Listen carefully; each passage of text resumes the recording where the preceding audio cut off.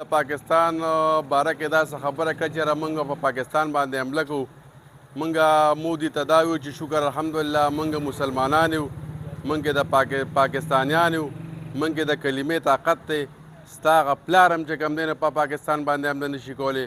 انشاءالله چې چا پاکستان ته په ګنده نظر باندې کتي دا حشر چې کوم دی نو خلکو کتلی دی او موږ سره انشاءالله چې د لا اله الا الله طاقت دی. موږ مسلمانان یو، که چا هم په ناپاکه سترګه پاکستان ته وکتل نو موږ بیا انشاءالله چې دوی تباه او برباد کوو. بل مودي دا خبره کړه چې یاره موږ به په پاکستان باندې اوبه وچکو.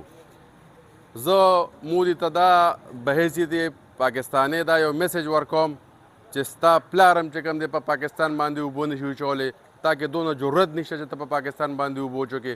انشاءالله چې څو پورې د لا اله الا الله دا یو کلمه ویونکی په پاکستان باندې موجود وي، پاکستان به تا حیات پاینده او تابنده وي. پاکستان زنده آباد.